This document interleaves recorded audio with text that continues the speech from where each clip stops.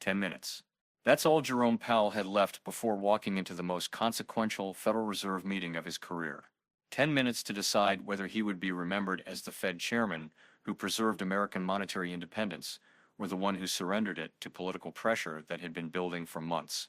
The choice before him was stark and unforgiving. Raise interest rates to combat inflation that was silently destroying middle-class purchasing power, potentially triggering the recession that would cost millions their jobs, or maintain accommodative policy to protect employment while allowing inflation to accelerate toward levels that could destabilize the entire economic system.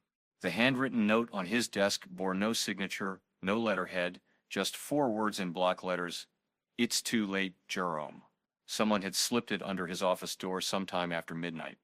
His security detail found no traces of entry, no camera footage, nothing. But the message was clear enough to make his hand shake as he reviewed his prepared remarks one final time. But the real decision wasn't about monetary policy anymore. It was about whether the Federal Reserve would remain an independent institution or become another tool of political administration. And with 8 minutes left until the meeting began, Powell knew that whatever choice he made would define not just his legacy, but the fundamental nature of American monetary policy for decades to come. His secure phone displayed 17 missed calls from the White House Chief of Staff. The president had made his preferences abundantly clear during their heated conversation the previous evening. Jerome, unemployment is political suicide. Inflation is just numbers on a screen. You know what needs to happen here. The pressure wasn't subtle anymore. Congressional leaders had publicly questioned Fed independence. Treasury officials had suggested that coordination between fiscal and monetary policy was necessary for national economic security. Even members of his own Federal Open Market Committee were wavering under political pressure that went far beyond anything they'd experienced in their careers. His deputy knocked and entered without waiting for permission. "Jerome, we have a problem. Senator Warren's office just released a statement calling for your resignation if you raise rates." Senator Cotton's office responded by demanding rate increases to combat inflation. "You're getting attacked from both sides simultaneously." Powell walked to his window overlooking Constitution Avenue, watching early morning commuters heading to work in government buildings, where decisions were increasingly driven by political calculation rather than economic analysis. These people trusted that the Federal Reserve would protect the value of their savings, their paychecks, their retirement plans. They had no idea that the institution charged with that responsibility was facing an existential crisis. 7 minutes. Powell wasn't surprised. Political polarization had reached the point where any decision would be characterized as partisan by one side or the other. The Federal Reserve's traditional role as a technocratic institution above political battles was becoming impossible to maintain. Split expectations. Bond markets are pricing in a hold, equity markets are pricing in a cut, precious metals are pricing in a significant raise. There's no consensus because there's no good option. What's the market expecting? Meanwhile, unemployment remained near historic lows, but job quality was declining as employers struggled with labor costs that inflation was making unsustainable. Real wages were falling for most Americans even as job statistics suggested a strong labor market. Powell knew the data by heart. Inflation was running at 3.2% officially, but real inflation experienced by average families was closer to 6% when measured by essential goods like food, energy, and housing. Housing costs had risen 28% in 3 years. Grocery prices were up 24%. Energy costs had increased 31%. The Federal Reserve's dual mandate of price stability and full employment had become contradictory in an environment where maintaining employment required accepting inflation levels that undermined long-term economic stability. Powell understood the reference. In 1979, Fed Chairman Paul Volcker had raised interest rates to unprecedented levels to break the inflation spiral that was destroying American economic competitiveness. The decision triggered a severe recession, cost millions of jobs, and generated political pressure that nearly ended his tenure. But it also preserved the dollar's credibility and established the Federal Reserve's reputation for monetary discipline that had supported American prosperity for decades. 6 minutes. The encrypted message on his secure tablet came from a source he'd never expected, a former Fed chairman who'd faced similar pressures decades earlier. "Jerome, Some decisions define not just your tenure, but the institution itself. Choose the hard path that preserves independence over the easy path that compromises it. History will judge you not on short-term outcomes, but on whether you protected the Fed's ability to make difficult decisions. His phone buzzed with a text from his wife. "Whatever you decide, I'm proud of the integrity you've shown. The country needs leaders who make hard choices based on what's right, not what's popular."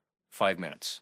Now Powell faced a similar choice in a much more politically charged environment. Social media amplified every criticism instantaneously.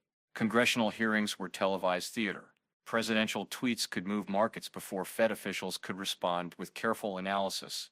The international community was positioning for American monetary policy to become increasingly political and therefore less reliable. If the Federal Reserve lost its credibility for independent decision-making, the dollar's status as the world's reserve currency could face challenges that no amount of military or economic power could address. But the immediate political pressure was overwhelming. The president's chief of staff had made it clear that Fed appointments required White House approval and that future appointments would consider policy coordination as a key qualification. The message was unmistakable: cooperate or be replaced with someone who would. Powell reviewed the intelligence briefing that had arrived from Treasury that morning. China had reduced its dollar reserves by another $47 billion in the previous month, while increasing gold purchases. Russia had liquidated $23 billion in Treasury securities. Even European allies were quietly diversifying their central bank reserves away from dollar-dominated assets. The economic data painted a picture of an economy under stress from multiple directions. Corporate debt had reached levels comparable to 2008, but with weaker underlying fundamentals. Consumer debt was at historic highs relative to income. Government debt service costs were approaching levels that absorbed significant portions of federal revenue, even with relatively low interest rates. 4 minutes. Powell realized he wasn't just making a monetary policy decision. He was choosing between preserving institutional independence that might cost him his position, or accepting political direction that would fundamentally alter the Federal Reserve's role in American governance. His economic training suggested that addressing inflation directly was the less damaging long-term choice, even if it created short-term pain. But his political instincts warned that short-term pain would generate pressure that could destroy the Fed's independence before long-term benefits could materialize. Powell understood that both choices carried enormous risks. The question was whether those risks would be borne immediately and visibly through unemployment, or gradually and less visibly through inflation that acted as a hidden tax on everyone who earned or saved in dollars. Raising rates would increase all these debt burdens simultaneously, potentially triggering defaults that could cascade through the financial system. But maintaining low rates would accelerate inflation that was already eroding the purchasing power of working families who couldn't afford rising costs of essential goods and services. The intercom crackled. "Mr. Chairman, the committee members are assembled. They're waiting for you." 3 minutes. Powell gathered his papers, knowing that the prepared remarks he'd spent weeks crafting might be irrelevant depending on what happened in the next few minutes. The Federal Open Market Committee meeting was supposed to be a collegial discussion of monetary policy options, but with political pressure at unprecedented levels, he wasn't sure how many committee members would prioritize economic analysis over political survival. The division wasn't just about monetary policy. It was about fundamental questions of governance in a democracy, where institutions designed to operate independently were increasingly expected to align with partisan political objectives. Powell paused outside the meeting room door, hearing the muted conversations of committee members who were grappling with the same impossible choice he faced. Some had privately expressed support for maintaining Fed independence, regardless of political pressure. Others had suggested that pragmatic cooperation with elected officials was necessary for the Fed's continued relevance. 2 minutes. Powell realized that his decision would signal to future Fed chairs, to international observers, and to financial markets whether the American Central Bank remained capable of making decisions based on economic analysis rather than political calculation. 1 minute. The weight of that responsibility felt heavier than any monetary policy decision he'd made during his tenure. This wasn't just about interest rates or inflation targeting. This was about whether the institutional foundations of American monetary policy would survive the political pressures of the current era. or find some middle path that satisfied no one while failing to address the fundamental challenges facing the American economy. He placed his hand on the door handle, knowing that when he walked into that room, he would be forced to choose between options that all carried enormous risks: raise rates and potentially trigger recession, while facing political attacks that could end his tenure, maintain current policy, and allow inflation to accelerate while preserving his position, but compromising the Fed's long-term credibility. Powell took a deep breath, thinking about the millions of Americans whose financial security depended on the Federal Reserve making decisions based on sound economic principles rather than political expedience.